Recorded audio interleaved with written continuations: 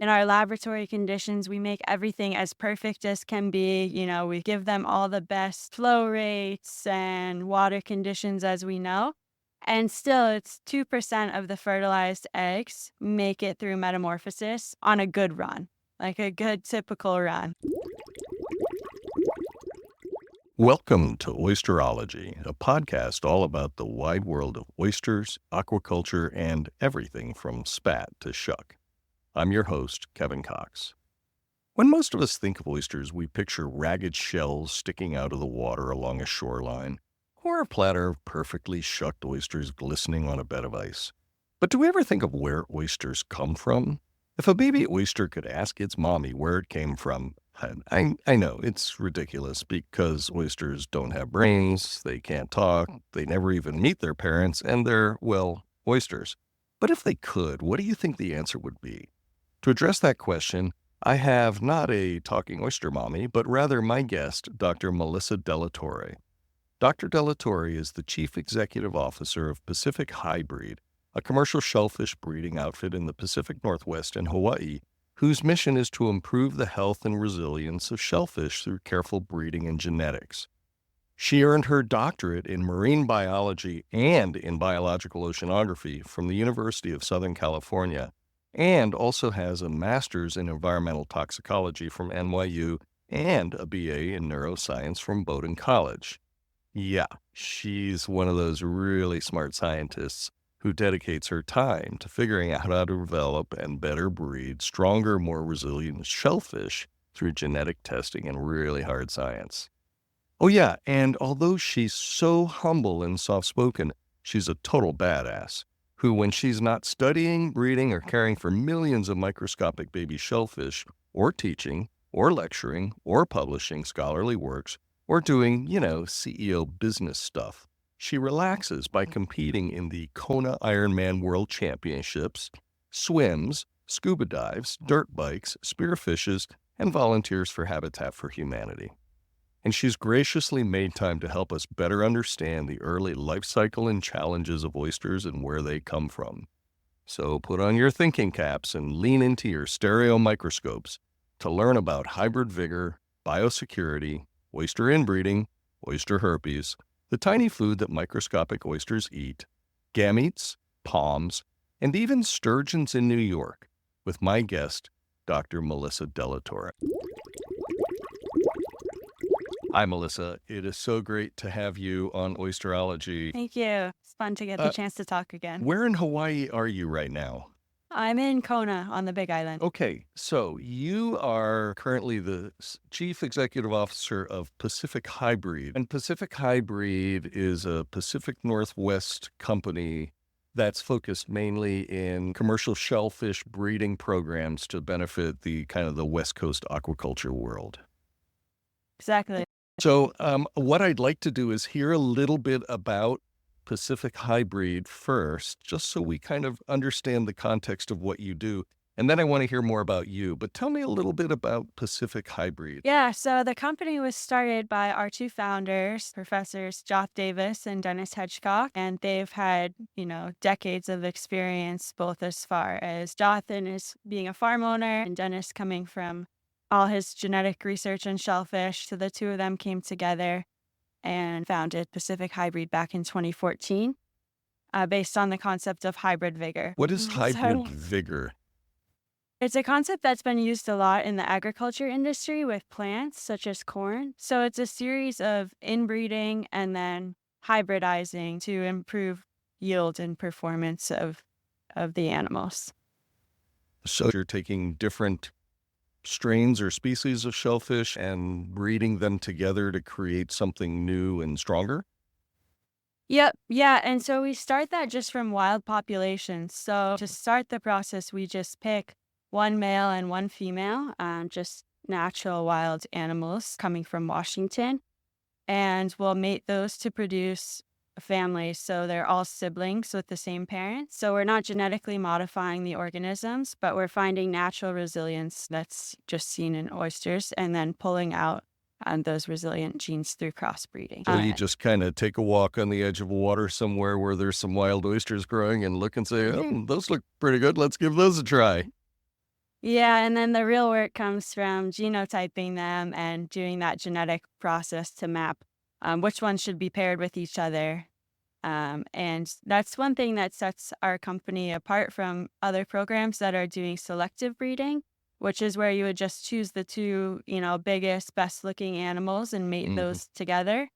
And that's usually works really well for specific traits or where the genetic variance is additive, where then the offspring would have the average performance between those two parents. But what our founders have found is that oysters actually have a lot of non-additive genetic variance, so their performance is due to a combination of genes, and that's where crossbreeding and hybridizing can then improve the offspring's yield and performance and factors of interest so that they perform better than either of their two parents individually. Now, when you say performance, what kind of things do you mean for the oysters? Yeah, so the top things that we're looking at right now are survival and growth. And that's one thing that we're planning to customize for the farmer. So based on what the farms are interested in, like for instance in Alaska, fast growth is a huge thing for them because the colder waters, the animals grow more slowly. But in Mexico, our partners there, since the water's warm and they have plenty of food, they can actually grow too fast there, where they then get bigger than the harvesting size too quickly. So for them, it's more disease resilience and survival. So through our program, we're hoping to build the perfect oyster for whatever the farms are looking for. These are Pacific oysters, I assume. Is that right? Yep. Yeah. So you're taking the same kind of oyster, and just through breeding it the way you're doing, you're making one that will thrive in the cold Alaskan waters and one that will slow down and thrive in the warm waters of Mexico or somewhere like that.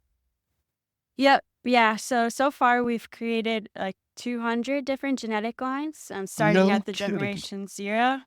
Yep. And so we're just then field testing them at different sites along the Pacific coast right now to see what we can pull out to see which families do better in the warm, which do better in the cold. And then we also are looking to then do the research on those lines to figure out what genes are responsible for that. So then we can streamline our breeding program and not need to field test, across the whole world. It's incredible. I would love to hear your background and how you got into this sort of thing. Tell me a little bit about your background. Yeah, my backgrounds were so I first got into aquaculture actually when I was 14. I started working at a local seafood shack in my hometown. Didn't know anything about genetics or physiology at that point, but enjoyed eating fried clams and scallops. So Where was your hometown? in Scarborough, Maine, Oh, in wow. southern coastal Maine. You've kind of gone as far away from there as you can go and still be in the United States. Yeah. Okay, so you were a 14-year-old kid in Maine, chowing down on shellfish, and then what happened? Yeah, so and then I went to college and studied neuroscience. Actually, I thought I wanted to be a neurosurgeon, but then every summer when I was looking to apply for different science internships, I found myself a lot more drawn to the environmental ones and ended up doing a summer out on Catalina Island studying oyster larvae in a hatchery there at the Wrigley Marine Science Center and had such fond memories there. Decided to go back there for my PhD. So you went out there, was that for your master's originally or for your undergrad? Yeah, for an undergrad summer internship. Oh, wow. That sounds like a pretty nice internship being on Catalina Yeah. Island dealing with oysters, Yep. especially if you're coming from Maine. I did look at your background a little bit, and I also noticed that in addition to your unbelievable academics and science and genetics and all of these things, you also, let's see, you were varsity cross country, varsity triathlon, you're a certified diver. You were in, is it the World Championships for Ironman Triathlon? Tell me just for a second about that. Yeah, so that came up. So moving to Kona, which actually was kind of a bit of a gamble for me. Like, had never been to Hawaii, didn't know anyone here, didn't have a place to live, didn't really know what I was going to be doing. but got here and loved it. And so Hawaii is actually where Ironman first originated. So quickly got into running, biking, and swimming. I'd always been running. I'd always done those things as a hobby, but Why did you go out to Hawaii in the first place? one of my co-advisors for my PhD was Dennis Hedgecock, who was one of the founders of Pacific Hybreed. Mm. And then additionally, a postdoc in our lab, Francis Pan. I was doing a lot of the genetics work for Pacific Hybreed. So as I was wrapping up my PhD, it got offered to me that they needed some people to work in the hatchery in Kona. Wow. So that sounded like a fun opportunity. So when you were there, you continued with triathlon sort of things?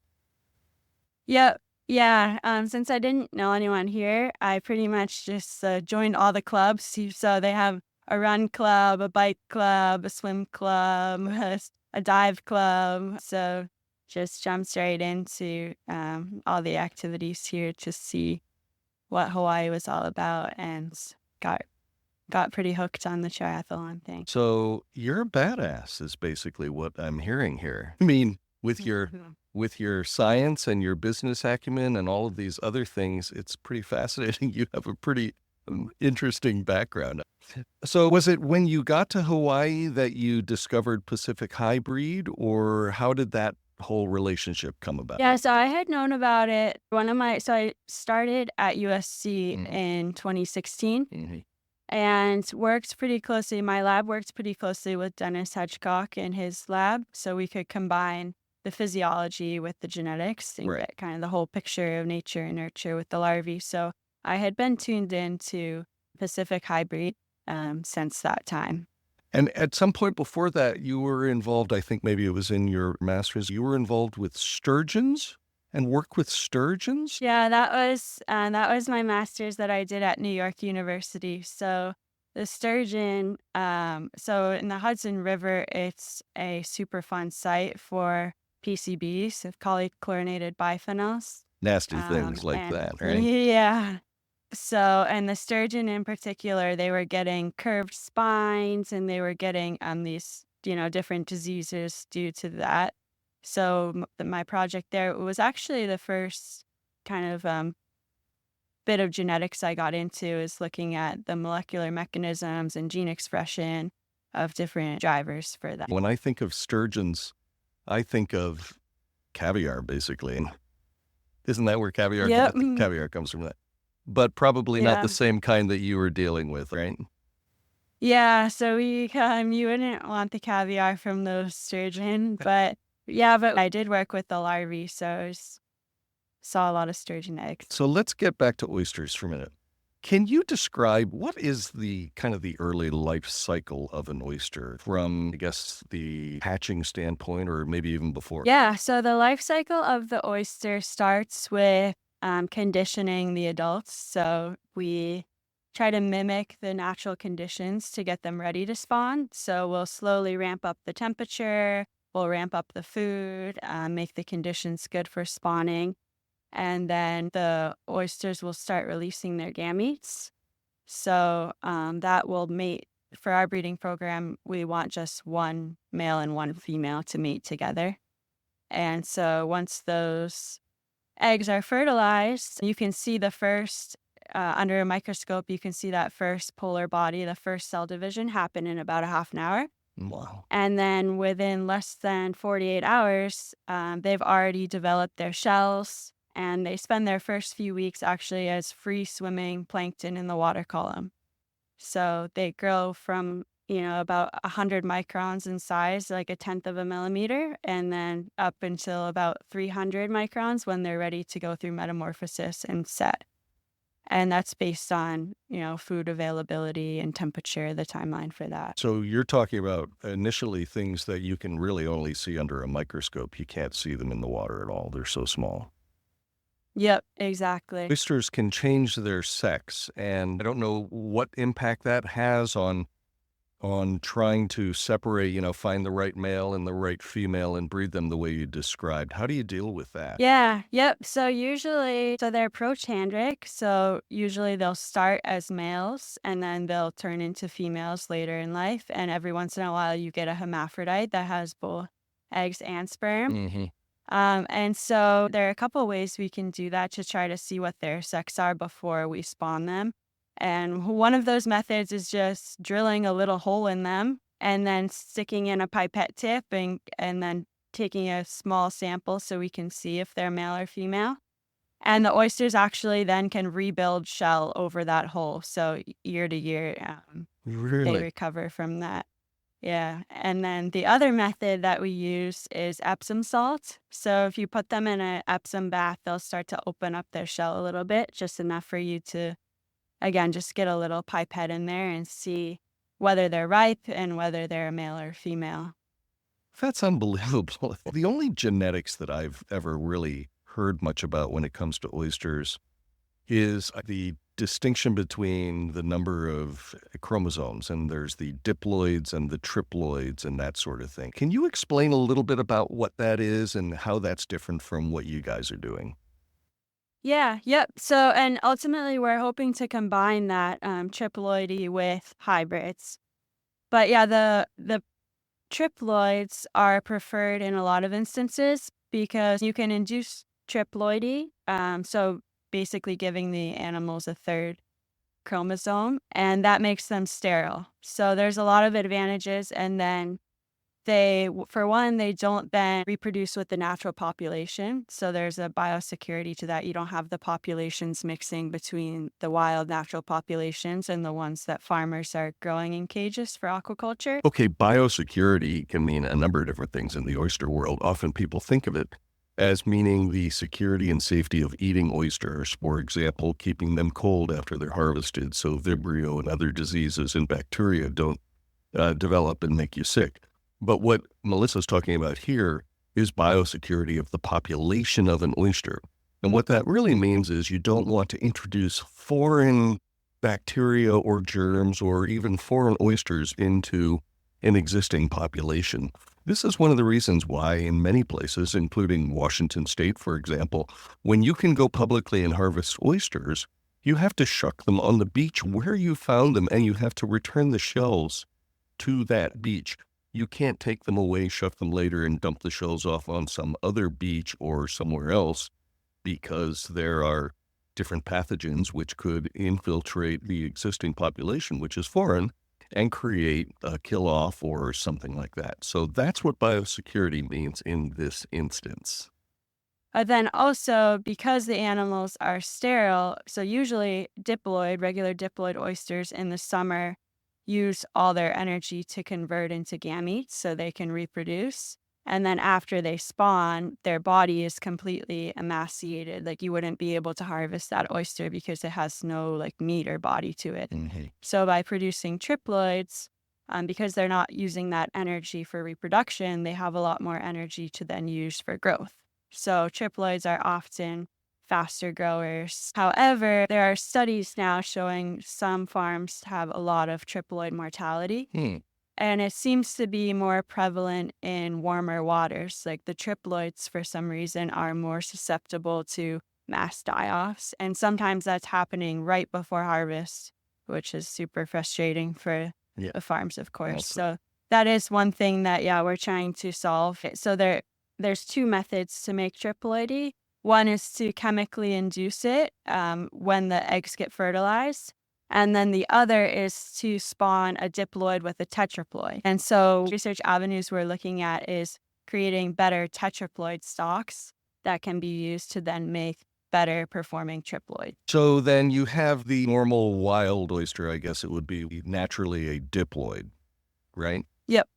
And so then if you want triploids, you have to make a tetraploid first. There's two methods. So you could either make a tetraploid first, and basically when you chemically induce it, there's a really high chance of death.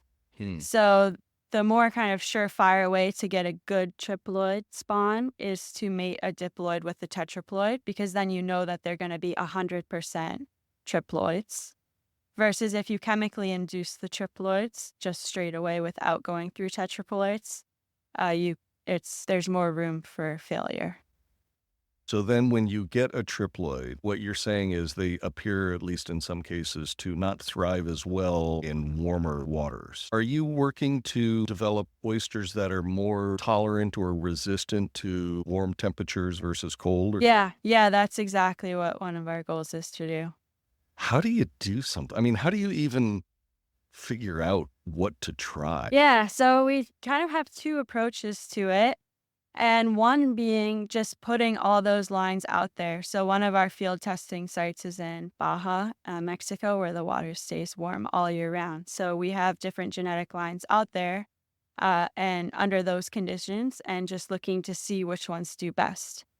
But then from the other side of it is looking to see, from the genetic and physiological functioning level, what makes them do better. And so a lot of our previous work at USC has been on that and like the energy supply and demands and looking mostly at the larval stage, but then also looking to see how the larval stage then translates into juveniles and adults to make sure that the ones that do best in warm water as larvae are also the ones that do best in warm water as juveniles and adults. I hear people talking about the difference between warm water oysters and cold water oysters. And sometimes you hear people give oysters from the Gulf of Mexico a bad rap because the water's so warm that they are afraid to eat them raw. But I'm hearing you talk about oysters in Baja, Mexico, and maybe even warmer climates. So what's the story on the whole warm water risks that people seem to be afraid of? Yeah, so warm water is definitely a bigger breeding ground for virus and disease, so that may be part of it. One of our studies with the larvae is like, so as you warm up the water, rates of everything increase, right? So feeding rates increase, respiration rates increase, synthesis rates increase, like all these functions within the organism are increasing and they take up energy. So one of our previous studies has shown that as temperature warms up, overall, you have this difference in energy supply and demand where the oysters larvae need more energy or they're using energy at a greater rate than they're making it, which then presents a problem. But one thing that we found with all these different genetic families is there are a few families that actually become more efficient in the warmer water. And they'll increase their energy producing rate faster than they increase their energy using rates. And so it's those families that we think that can perform really well in warm water. It's so amazing to me how you're able to monitor and study different oysters in these kind of conditions and to distinguish between the ones that are producing more energy or just performing differently. Do you do that all in Hawaii? How do you test these different conditions? Yeah, so when we'll test them in a laboratory. And so, yeah, you just need water baths at different temperatures. And that's one advantage that Hawaii has. So Hawaii for us so far at Pacific Hybreed has mostly just been a breeding site where we grow a bunch of different families and we haven't done too much of the physiology work in Hawaii, but Hawaii does offer a lot of benefits for that because we have surface water and then we also have deep sea water. So we can make any temperature we want just by turning a valve without needing to use heaters and chillers. And then the nutrients in the water are probably different, though, than in the waters where you hopefully will have these oysters thrive. Yeah, and that's one challenge in Hawaii because the water is so clear. Like all the nutrients, or as far as like what the oysters eat, being algae, is they only get what we can grow at our own site. So, for instance, in Washington, like when there's natural algae blooms throughout the summer, the animals will grow a lot faster there. But in Hawaii, with the warm water, we can grow them year round with the food that we can make. Are there different kind of algae that grow in different areas so that if you have oysters that you're breeding in Hawaii and they're used to one kind of nutrient or algae and then they go somewhere else where it's different, does that have much effect on them? Yeah, there's a lot of uncertainty on what kind of effect that has. In the hatchery, the practice is pretty standard. There's one like small algae called isochrysis. It's like tiny cells that the oysters are able to start feeding on when they're just 2 days old. Hmm. And then as they get bigger, you can start to add in different species like diatoms and bigger species of algae that are more nutritious, but they need to kind of develop to that right size before they can start eating them. Okay, real quick sidebar here. Isochrysis is a type of algae that's commonly used to feed oysters, and it's usually used to enrich zooplankton before feeding oysters in their larval stage. So it's really, really tiny. Then there's also diatoms, which oysters love to eat, and that's a microalgae that's just sort of floating around in the ocean. But that doesn't mean they're not important. They take carbon dioxide and convert it to oxygen. And somewhere between 20 and 50% of the oxygen produced on the entire planet each year come from diatoms. They're a single-celled organism, and their interesting little cell walls are made of a type of silica, giving it a sparkling colorization, which is why many scientists often refer to them loosely as living opals or jewels of the sea. Now, I've heard that during the really cold winters, they don't feed much, they don't grow much, they just kind of go dormant, and they just sort of sit there living off the fat of their meat inside their shell. They're such hardy animals. Like they can survive so long without food. Like they can survive without water. They'll just close up their shell for days. So I wish I could do that. So if you take an oyster and you put it in a warm water climate like in Mexico, where there's more nutrients in the water year round, they just grow faster typically. typically, yeah. One of the things that I hear a lot of people talking about, and I guess it's different in different regions of the world, are the diseases in the water, and there are a few of them. Can you tell me a little bit about the diseases that seem to most threaten oysters? Yeah, one of the biggest diseases that we're interested in right now is POMS, or it's also caused by a variant of the herpes virus, and it's a huge threat to production, I think, worldwide. Quick sidebar here. Melissa mentioned POMS, which is a Pacific Oyster Mortality Syndrome. This affects Pacific oysters, and it's caused by a virus called the OSHV1 microvariant. This is important because POMS causes rapid death and high mortality rates in farmed Pacific oysters, up to 100% within days of being detected. So it's a nasty thing. And that's one of the reasons also that we chose Hawaii as a breeding site, because it's so far removed from other land masses that it's less likely to transmit, or like it's less likely that the virus comes to Hawaii. Does POMS come from land masses, or where does it originate? I'm not sure where it originated from, but it's been very prevalent in France and then also in Australia and New Zealand. And those areas have actually created a resilient strain of oysters, or oysters that are resilient to the herpes virus. But the problem is we can't import those oysters, right? Because they're grown in areas that have the virus. So there's no way, like in Washington State, would ever allow any oysters to come from France or Australia, New Zealand, because they have the virus there. So we're working to create our own resilient strains so that we can have our own safe strains, but know that they're also resilient when the virus does make its way up the coast. And that's one of our big successes this year is we have been field testing in an area that has a less virulent strain of the herpes virus. And most of the families that we put out there, we had, I think, a 14% survival across all families. But we found 2 families that had a super high survival, like 70, 80% survival.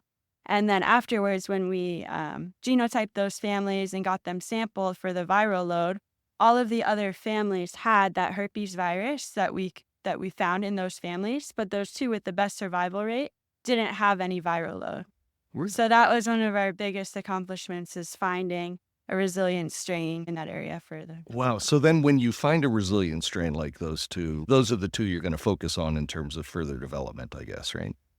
For that farm, yep. Yeah. Does it vary between farms in the same geographic areas? For example, in the Pacific Northwest, there's a lot of different waters and estuaries and nutrients, but for the most part, it's the same general region. Do you have different performance standards by the same oysters that you breed in those different areas? Yeah, so that was the other big accomplishment we had this summer when we field tested at 4 different sites all in Washington state. Hmm. But yeah, like you said, they all had different, different types of algae, different currents, different temperatures. And we found that about the top 5 families were the top 5 in all of those sites. So it does seem to be that there are generalist families that do better in that area, regardless of the other variables going on in that area. Now, this work that you're doing at Pacific Hybreed, who are you doing it for? Are you doing it for your own oyster operations or for others? What's your plan for that? Yeah, so the plan is to enhance, sustainable aquaculture, find a sustainable food source globally. So we're trying to, produce better oysters for the world, starting with the Pacific Northwest and the farmers that we know here in the area. But yeah, hoping to expand by geography and also by species. So last year we started this breeding program using the same process with manila clams, and we Hmm. hope to keep adding new species. We've been starting to work with other universities and governments on different species across the state. So is the physiology between clams and oysters sufficiently similar that you can kind of do some of the same work with both species? Yeah, as far as the concept of hybrid vigor and using a crossbreeding approach, it will translate across species. Hmm. Now, you mentioned the 5 species of oysters in the United States or in the Pacific Northwest, um, but there are many more species of oysters around the world, I believe. Is that right? Yeah, and that's one reason why we started with the Pacific oyster, because the Pacific oyster is found on every continent except Antarctica.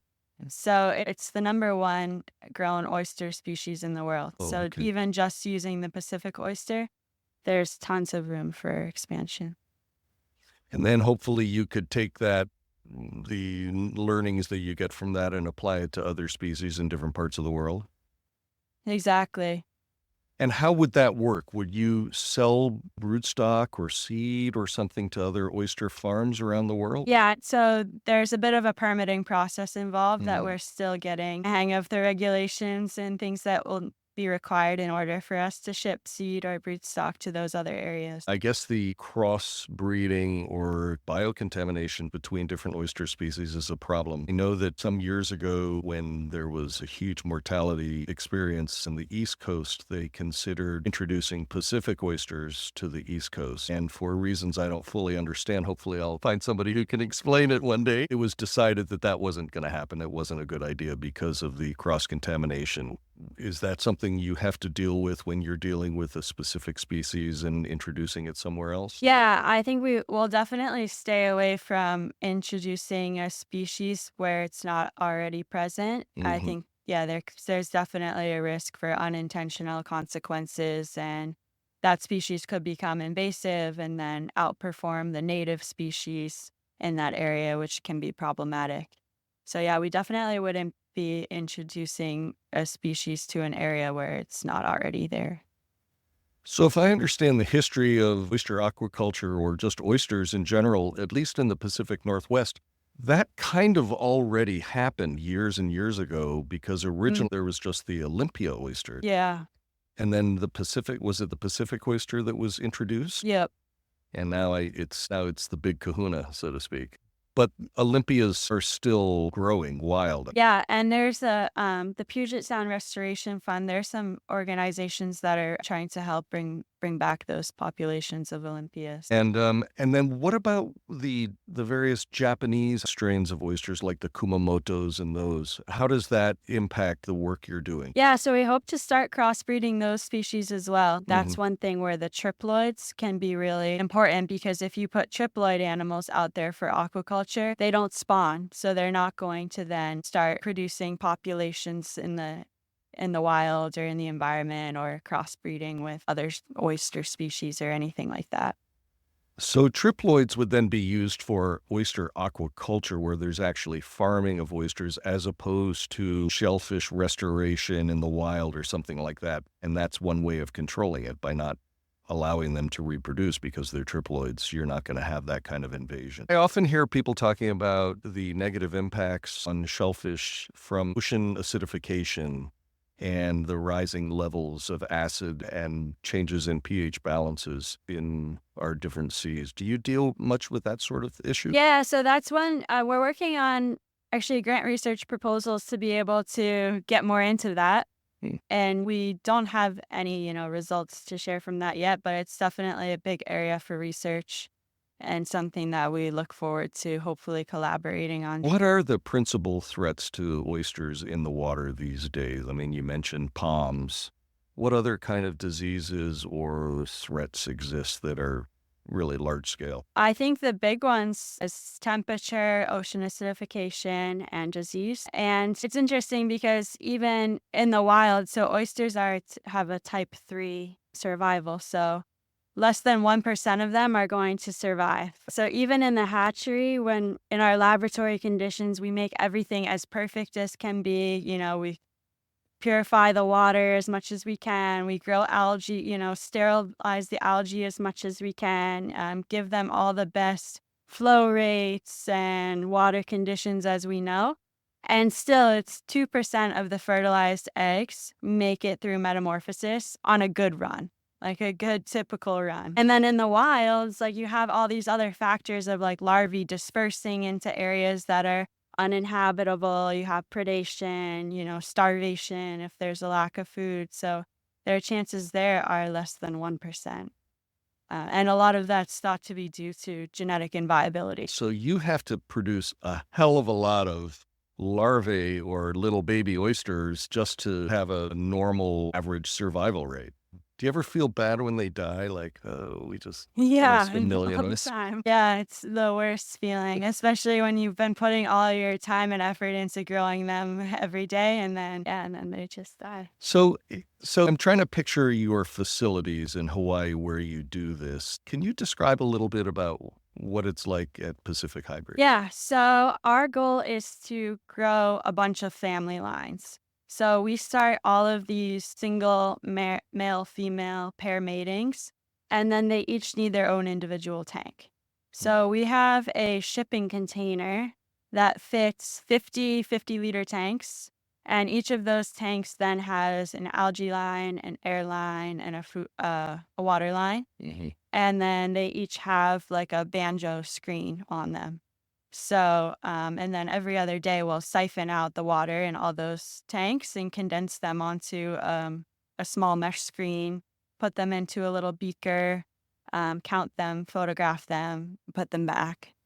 And so that's the gist of our operations is like growing a lot of different families in a lot of small tanks. And then the other half of it is algae production.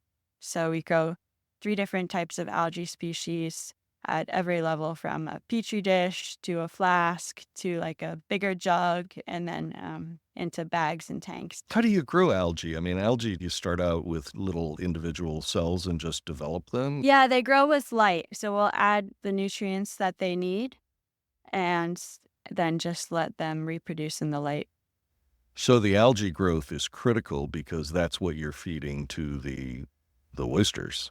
So without the Yep, algae, you can't do anything, I guess, right? exactly. Yeah. And do you develop your own strains for algae, or do you modify algae to best benefit the oysters or anything like that? Yeah, we've tried, not really. We've tried in the past doing different experiments with different algae species and different food concentrations and things like that. But we're using pretty much the standard hatchery practices that have been around for decades, growing the same species. We order fresh stocks from a lab in Bigelow about once a year, just to, in case, over time, some contaminant starts to come into our algae or Vibrio or things like that. So we usually start with fresh stocks at least once a year. I thought cleaning my goldfish bowl was a lot of work. You're like cleaning these 50-liter tanks on a regular basis and carefully preserving everything and then counting them. How do you count them? Is it under a microscope? Yeah. Yep. So we'll count them volumetrically. So we'll put them into a small volume, like let's say 100 mils of a beaker, and then we'll take out like 30 microliters Hmm. and count how many are in that 30 microliters, and then just multiply it out to get an average of how many would be in the whole 100 Right. mils. So then once you've counted them and you're growing them and they're starting to get a little bit bigger, which is still incredibly tiny, how large do you grow them before you send them somewhere else? Yeah, so we'll grow them up until once they get retained on about a 250 micron mesh screen. You'll start to see they get a little dark eye spot on the shell, and then they'll grow a foot. So we'll call them petty villagers at that time. And then when that foot starts to come out and like crawl around, it's looking for a substrate to set on. And so then at that point, we'll set them either by adding culch, which are like these really teeny pieces of crushed up oyster shell, or you can chemically induce them to set with the chemical epinephrine. And so once they set or go through metamorphosis, at that point, they're sessile. So they stop moving and they look like the same oyster that you would eat, but only like half a millimeter in shell length. So then we'll That's usually unbelievable. grow them. Yeah. So we can grow them pretty much to any size until the farmers want to buy them. So most farms will start to put the seed out at their farms around 3 millimeters. 3 millimeters. How would you describe how big 3 millimeters is? Yeah, I feel like quinoa is actually a common analogy that I've heard. It's like when you pick up, it's like, oh, they look like little quinoa. So the culch that they attach to must be just tiny, right? Yeah, usually about the same size. So the 250 microns is same size as them at that time. And does that give you the ability to have just one oyster attached to one piece of culch? Yeah, that's the idea. I see. Yep. I guess the purpose of all of this is for growing individual oysters for half-shell use or something like that, as opposed to growing reefs of oysters. So Yeah, mostly for the sales. I think the farms would prefer to have singles. singles, right. So it's that brief period of time when the tiny baby oyster has a little foot that it's kind of a freewheeling, easygoing oyster that's moving around, and the rest of its life after that, it's not able to move at all. What happens to the foot? So that's what sends out this elastic kind of thing that gets it to stick on something. So it's kind of still there, holding it there forever. Yeah, I think. So when you ship these little tiny baby oysters, how do you ship them? Yeah, so we'll rinse them onto whatever size screen they'll fit onto. Mhm. And then we dip them in a bleach bath for about an hour, for at least an hour, just to kill anything that they have on their shells. And that's what makes them safe then to ship to other areas. And then we'll wrap them up in wet, damp paper towels with ice packs and just send them off and use priority overnight shipping so that they can get where they need to go as soon as possible. But yeah, they'll stay out of water for a couple days during that time. And you ship them all over the place at this point, right? Yeah, we'll ship them, from Alaska down to Mexico. We've got our current oysters in place along with Hawaii. Do you have any plans other than hopefully adding Kumamotos into your work to produce this for oysters like eastern oysters on the east coast of the United States or other places in the world where the species are different? Yeah, we hope to do that as well. And we're working with some collaborators for the eastern oyster and some other things in the works. They say only eat oysters with months that have an R in them. Is that because of the gametes and the breeding period that you talked about before? Yeah, since they naturally spawn like May through August, the months without the R's, that's when it's more risky to eat them because you could either be getting a mouthful of their gametes, or if they just spawned, then their bodies are going to be really emaciated and not have much mass to them. So if you get an oyster that's filled with gametes and you get it, in July or something like that, is that going to be what people often say is kind of a creamy oyster as opposed to a nice shiny lump of meat? Yeah, it could be. I think I haven't eaten enough oysters to know for sure, but I imagine that could be the case. Okay, do you like to eat oysters? Yeah, I'll eat a few of them. Yeah, What do you but my favorite oysters are grilled or fried.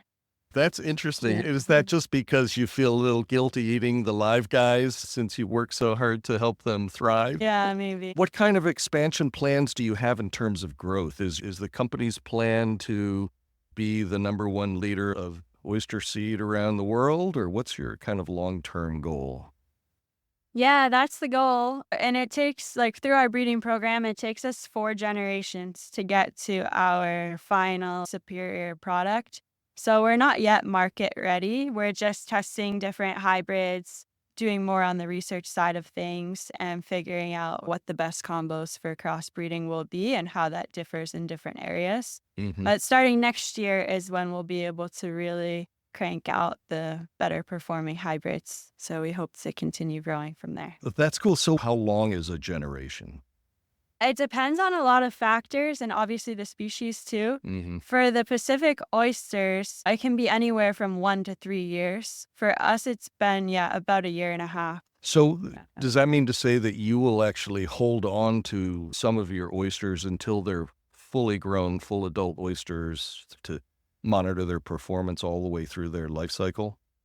Yep. So yeah, we definitely want to get their performance data on first summer and second summer.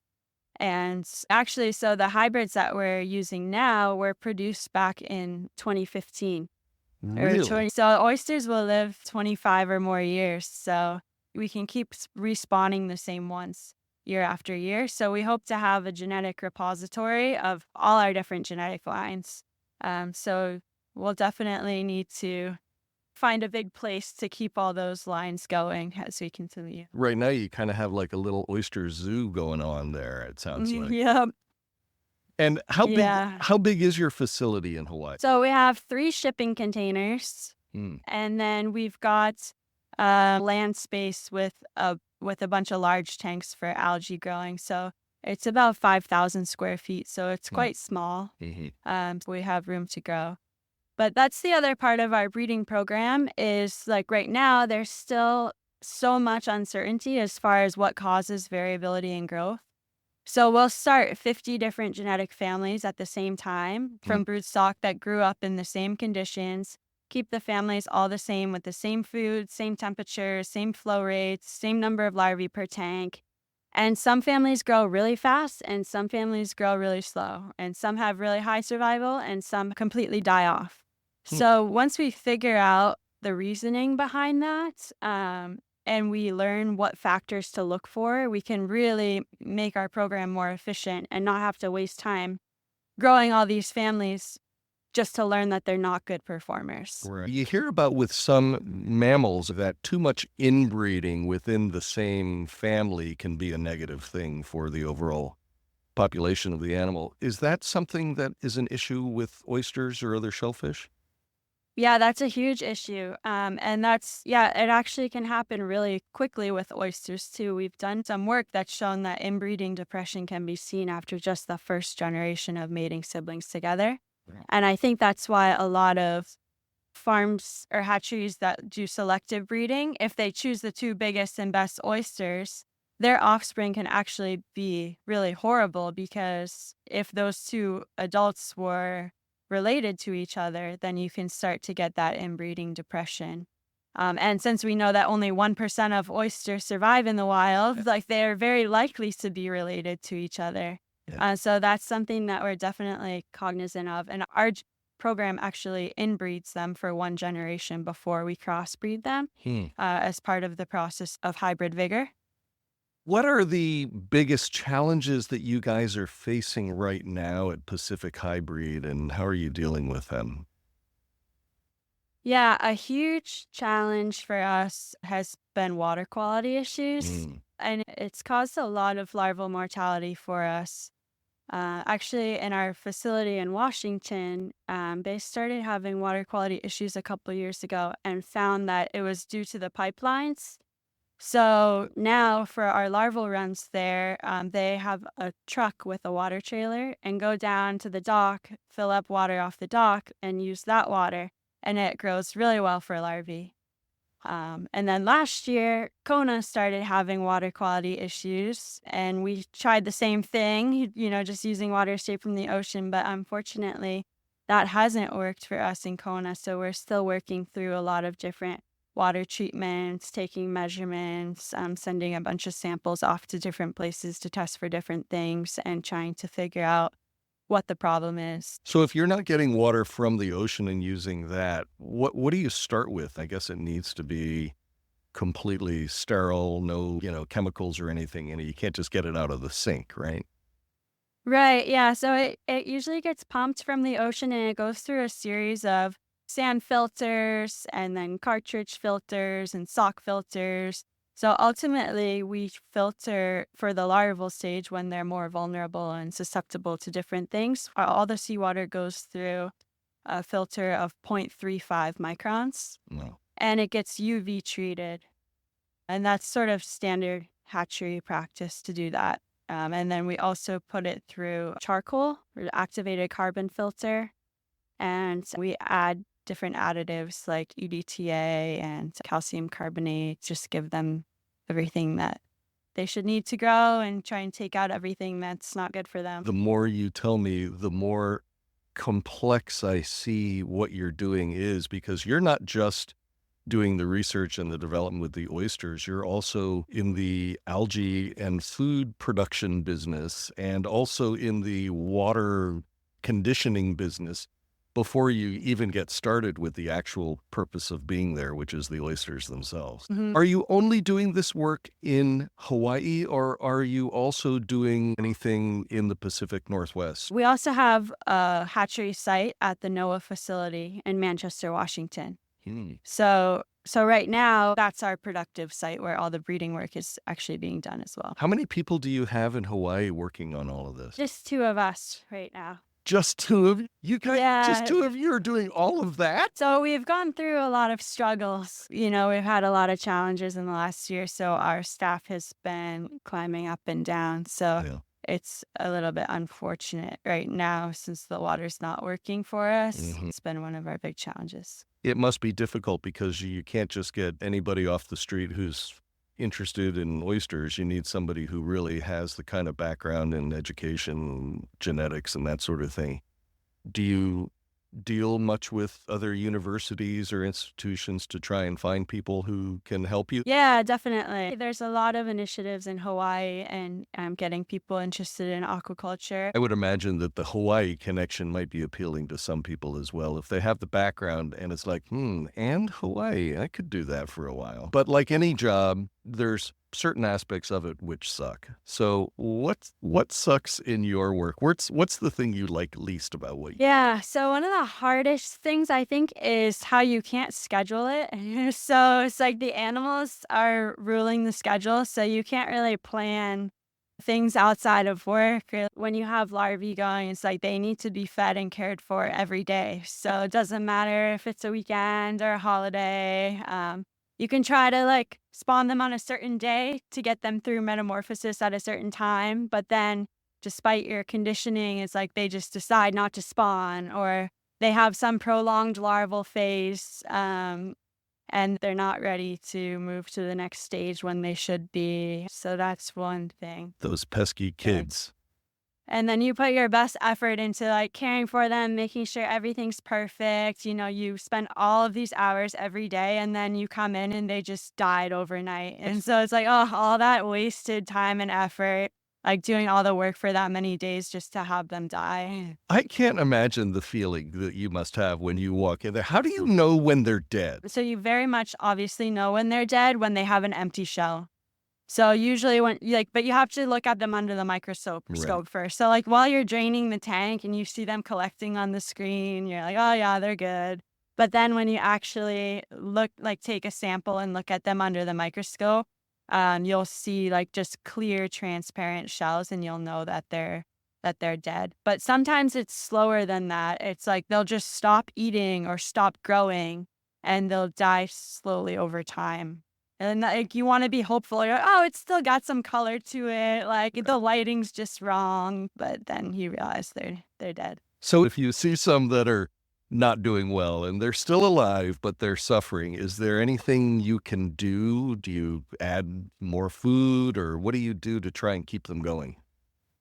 Yeah, yep, so that's exactly so we'll try and, just spray filter out, like, every once in a while, you'll get some things growing in the tanks that aren't the algae or, like, you'll get little ciliates or things, and those you can try to, like, spray them out. The other thing is, like, once a few oysters die, that then create, like, a breeding ground for more bacteria and other things to start Mm. to flourish. So, like, just taking care of, like, when you start to see some that are dead, you try to screen out that population and maybe only keep the biggest ones of that family so that you're sure, like, those big ones are nice and healthy and they'll keep growing, and you don't wanna keep those smaller dead ones mixed in because then they'll just create bad water for the rest of the tank. So when you look under the microscope after walking in that morning, when you think they're all doing great, and then you see the empty shells, then you have to try and figure out how to separate the good from the bad. And Mhm. that's done through screening just based on size primarily. Yep. Usually that's the best approach, yeah. I can understand why that would be a hard part of the job and probably very demoralizing as well after all your work. What's brings you the most joy or sense of satisfaction in doing what you do? Favorite thing about the work is the mission. Is like Mm. coming from studying, specific physiological responses or molecular pathways for the sake of discovering new things about developmental biology was interesting. But what I really love now is like working for a company that's using that information to apply it to a bigger mission, like, solving world hunger and food Right. security and resilience to climate change and like important problems that people can't walk away from. And my other favorite thing about the work is the team that we have. We're just a small, adaptable team, and things have rarely gone according to plan for us. But everyone always just finds a way to be resourceful and get things done. Like whether it's the animals or the water or the plumbing or the equipment, something's always going wrong. And I feel our team just really doesn't let it phase them and just comes up with implementing some solution that gets us by and keeps the program going forward. So that's really fun to be part of. So in addition to the two of you in Hawaii, you have more people back in the Pacific Northwest. How many people do you have there? Yeah, so there's two people in Washington that run the hatchery there. Mhm. And then also Francis Pan, who's our geneticist, he's based in Los Angeles and he's our chief science officer and does all of our grant applications and studies and all of that as well. Right, because in addition to doing your daily work like you've described it, as the CEO of this business, you're also handling, I assume, the business side of things and funding and grant applications and that sort of thing. Do you ever get the opportunity to enjoy swimming in the ocean in Hawaii and getting out there and enjoying the beauty of that place? Yeah, I think that's why I love living in Hawaii is because you're right there on the ocean all the time. Also, yeah, so I wake up, by 5 a.m. every morning to do an hour or two of something fun before work and still start the day and have a full day because we're right here on the ocean. It's so easy to go fishing for an hour, go snorkeling for an hour, Right. and it doesn't eat into your workday. So a day in the life for you is you get up at 5, you do some me time things, and then you head into the office, which is basically where the containers are. And then once you get there, what do you do? Yeah, it's a mix of a bit of everything, and it depends on the season and Mm. the week and the day even. So some days are more focused on the hatchery work and growing the algae, and if we have animals going, doing all that larval maintenance. But then, yeah, there's of course like our fundraising, our accounting and financing, and working on grant proposals and analyzing data from our field trials. It's always different. When I think of oyster farming, you know, getting on the skiff, going out, getting muddy, getting wet, flipping cages, that sort of thing. But you're on the front end of all of this. I mean, it's all starting with you and the work you and Pacific Hybreed are doing.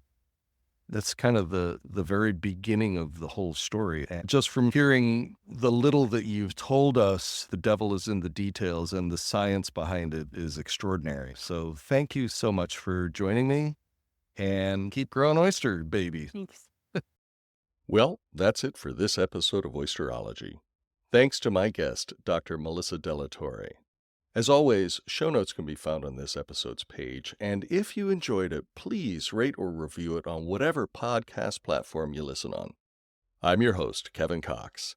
Join me next week when we pry open the shell of another interesting oysterology topic.